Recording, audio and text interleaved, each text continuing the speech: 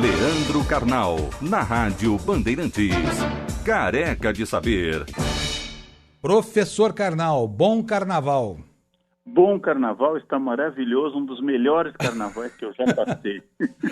Que é Debussy, Vivaldi. Nossa, música desde madrugada, deitei cedo, acordei ainda mais cedo.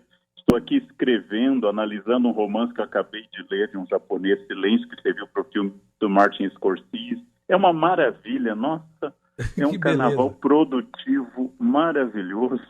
E atenção, respeitável público, o professor Leandro Carnal hoje, excepcionalmente, não está viajando.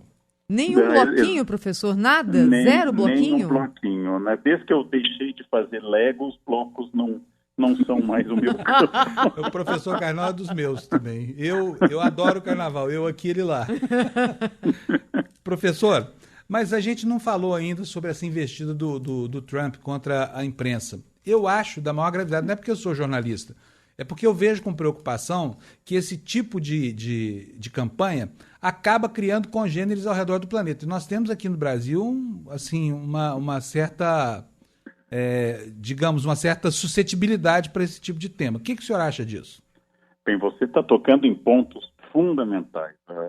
A liberdade de imprensa é sagrada, é inatacável, é um eixo da Constituição do Estado de Direito, garantido de alguma forma por várias constituições, especialmente a nossa, de outubro de 1988. Jornalistas deram a vida no passado. Vamos pegar o exemplo clássico de Líbero Badaró, no primeiro reinado, de número de rua, ou o exemplo de Vladimir Herzog, jornalistas que deram a vida por convicções, por ideias, etc. Então, a liberdade de imprensa é sagrada. Ela nunca pode ser atacada. Jornalistas podem errar, e nós temos um exemplo claro, estudado muito na imprensa, que é a Escola Base em São Paulo. Quando jornalistas erram, existem previstos na lei os crimes de injúria, difamação e calúnia. Então, a liberdade de imprensa é sagrada e há direito de resposta na democracia. Então, ninguém pode atacar a liberdade de imprensa, mas nós podemos dizer a qualquer profissional, médico, professor, filósofo, jornalista, que ninguém é inteiramente alheio à lei. Agora, querer obter a fonte do jornalista é atacar pelas beiradas o direito da liberdade de imprensa. Era evidente que o Trump, na sua guerra com a imprensa, iria chegar a esse ponto, porque ele tem na memória o que significou o caso do Washington Post contra o presidente Nixon. A imprensa, na sua investigação, pode derrubar um presidente da República, como foi o caso dos dois jornalistas do Washington Post. A imprensa pode trazer à tona casos que todo mundo quer calar, como pedofilia na igreja, escândalos financeiros e assim por diante. Isto é um absurdo e, felizmente, os americanos têm instituições fortes.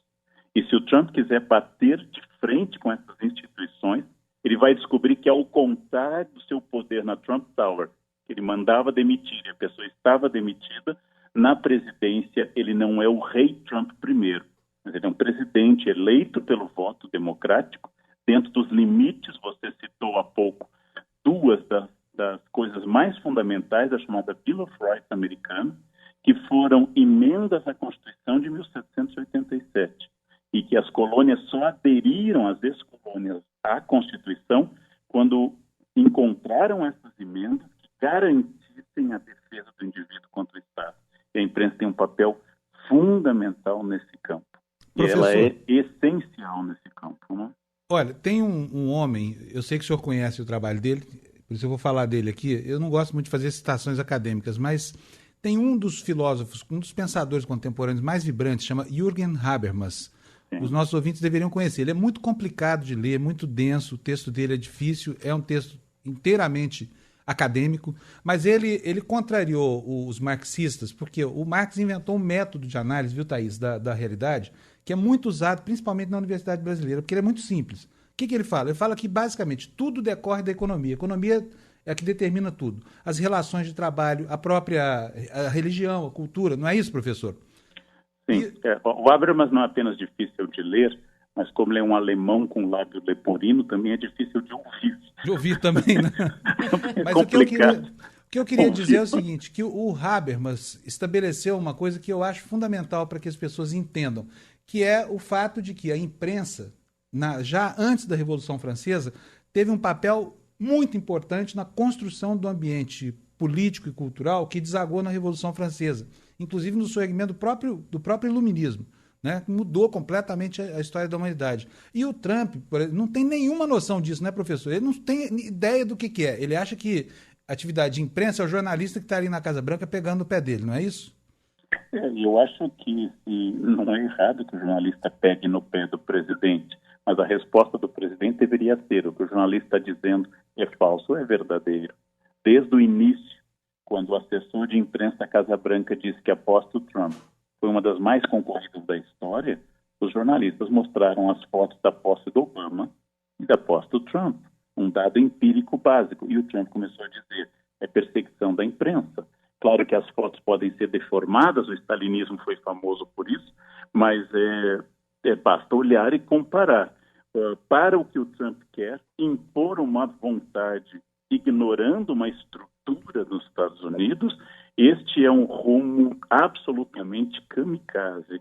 E acho que se ele não aprender que ele não é mais um empresário de um conglomerado, mas presidente de uma nação de mais de 300 milhões de pessoas que podem pensar diferente dele, e ele foi eleito democraticamente, não foi um golpe de Estado, porém, mesmo um presidente democrático tem limites.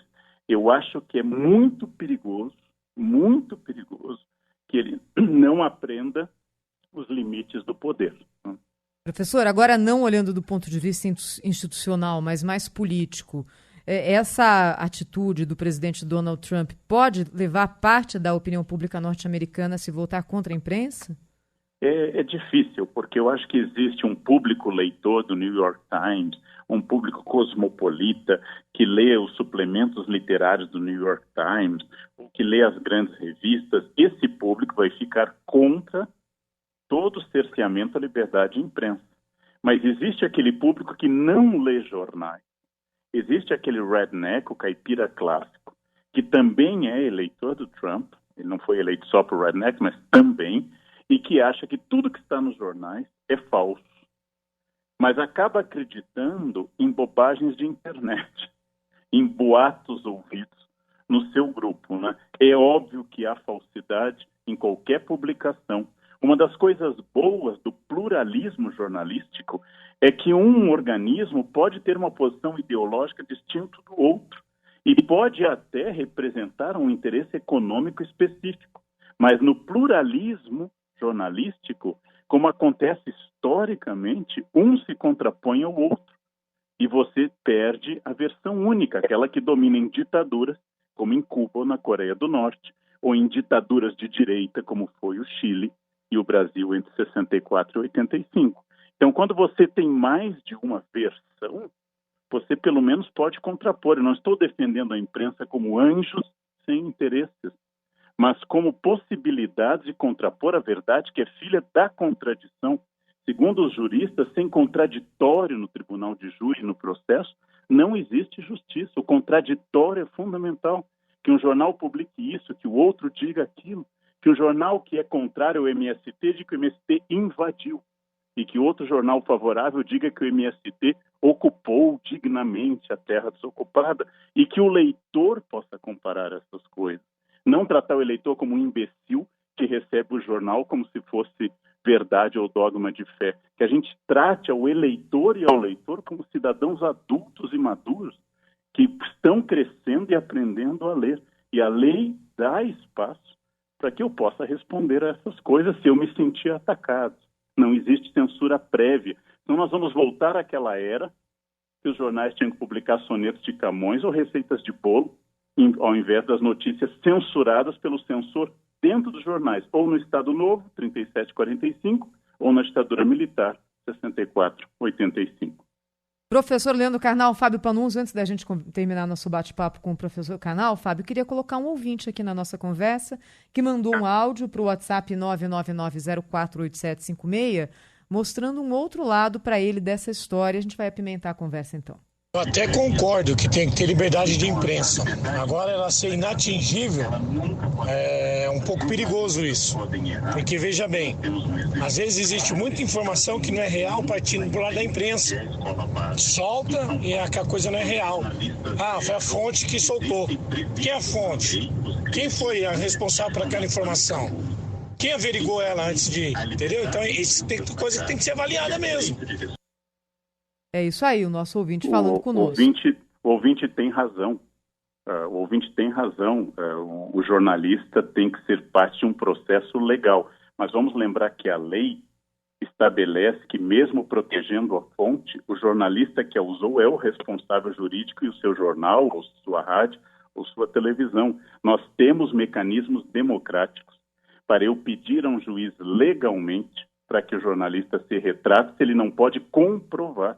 Para isso nós temos a injúria, a calúnia e a difamação. Ele tem razão. Quando os pais fundadores dos Estados Unidos se reuniram para debater liberdade de imprensa no século XVIII, no segundo Congresso Continental da Filadélfia, eles debateram exatamente isso. Está registrado historicamente. Benjamin Franklin chegou a dizer: é óbvio que a gente não pode dizer às pessoas que elas podem dizer qualquer coisa. É óbvio que elas têm que ter um controle, mas aí vem a pergunta: e quem controlaria isso? Quem estabeleceria esse controle? Quem seria a pessoa acima do bem e do mal? Quem seria esse príncipe que poderia dizer: não, isso pode publicar, aquilo não? Então é óbvio que é sempre perigoso você dar às pessoas o direito de dizer o que desejam, mas mais perigoso é negar a ela a possibilidade de dizerem o que desejam, por interesses com a verdade ou interesses escusos, e que a sociedade possa democraticamente responder a isso. Isso é a democracia. Ela é problemática, ela é acidentada, ela é contraditória. Só as ditaduras são lineares e pacíficas. Se eu ponho um atrás do outro fazendo Heil Führer, eu estou num comício de Nuremberg saudando Hitler. Na democracia tem confusão, na democracia tem caos, ela é lenta, ela é contraditória porque ela consagra mais de uma versão, por isso que ela é maravilhosa. E as pessoas têm razão. Todos devem ser responsáveis pelo que diz, mas a lei já pressupõe isso. Um jornalista não precisa revelar a fonte, mas pode ser responsabilizado criminalmente por aquilo que diz. A lei já pressupõe isso. Eu só quero lembrar uma coisinha aqui para o nosso ouvinte que diz que o Instituto da Liberdade de Imprensa tem que ser visto. Deixa eu dizer uma coisa, é o seguinte: o que tem que ser revista é a maneira como esse direito é exercido, jamais o direito em si. Porque, como o professor Leandro Carnal lembrou aqui, houve erros crassos, né? Aquela escola que foi objeto assim, de uma campanha movida por meio da imprensa, né? Mas não foi, a fonte não era a imprensa. Quem fazia aquilo era a Polícia de São Paulo, a Polícia Civil de São Paulo. O meio para checar aquela informação era escasso. A polícia assegurava que os donos daquela escola eram pedófilos terríveis e, enfim, o erro foi, assim, aliás, um erro vergonhoso, né, Thaís? Foi, escola base, né? Escola de base, é. Isso acontece, sim, o erro. O erro de boa-fé acontece, o erro de má-fé acontece. Agora, não acontecem erros, por exemplo, como aquele que foi a construção do Terceiro Reich. Quando Goebbels, lá na Alemanha, a partir de um jornal chamado Der Angriff, e do rádio, conseguiu mobilizar uma nação para um projeto completamente enlouquecido, ensandecido, de estabelecimento de uma hegemonia global, da dominação efetiva do território do planeta, e contagiou gente, quase que leva o Brasil nessa brincadeira, levou o Japão, levou a Itália. O presidente brasileiro à época, e o professor Leandro Carnal pode contar isso para a gente, teve a um passo de aderir aos países do eixo, né? Quase que a gente entra nessa guerra, ao contrário, do outro lado. O Japão fez isso. O Japão vacilou entre os dois lados e acabou indo para o lado dos países do eixo. Mas isso só é feito por quê? Porque a imprensa é calada pela força opressiva do Estado. Os cubanos não sabem quem é Ioane Sanches. Eu estive lá, aliás, sou o único brasileiro impedido de entrar em Cuba hoje porque não me concedem visto. Ninguém sabe naquele país quem é Ioane Sanches. Talvez seja a mulher mais importante de Cuba hoje no planeta. Hein, professor? Não é verdade? Com a liberdade de imprensa, nada disso aconteceria. Exato. É muito importante o que você diz, que nós temos que distinguir entre a criança e a água suja do banho. Então, o fato de uma menina ter planejado o assassinato dos pais e conseguido estar hoje retida por isso, não quer dizer que nós devamos proibir a paternidade. O fato de um pai abandonar um filho não deve proibir a paternidade. Um professor pedófilo ou um professor violento ou agressor não proíbe o magistério. Se há excesso, eu devo julgar o excesso e não o princípio. A liberdade de imprensa deve ser aprofundada, ela deve ser aumentada, ela deve ser levada ao limite do possível com as garantias que a própria democracia dá, entre as cláusulas pétreas da nossa Constituição, para também dizer que se você ultrapassou o seu direito e inventou coisas, você tem mecanismos constitucionais para ser contestado. Se eu não tiver esses mecanismos constitucionais, o que vai acontecer é que Líbero Badaró escreve contra Dom Pedro e alguém mata Líbero Badaró em São Paulo, jornalista italiano que inaugurou este problema. Que o editor de um jornal de Pernambuco, Frei Caneca, foi fuzilado. Ou seja, aí não é democracia, aí é centralização autoritária. Não? E a democracia é exatamente como lidar com a diversidade e com o excesso. Ela não é o paraíso, mas ela não é aquela uniformidade de cemitério que tem as ditaduras, como Cuba, como o Brasil de Médici, a Cuba desde 1959, o Chile de Pinochet, ou a Coreia do Norte do Topetinho insano. Então, aí sim, nós temos um mundo onde só tem uma versão. Professor Leandro Carnal, muito obrado uma vez mais pela sua aula de história aqui pra gente. Obrigado, viu? É um prazer, boa tarde. Bom e carnaval. Até quarta, se o senhor sobreviver ao Alalaú, né? Muito Vivaldi. Juízo, viu, muito professor? Até logo, um bom carnaval. Um abraço, professor. Obrigado.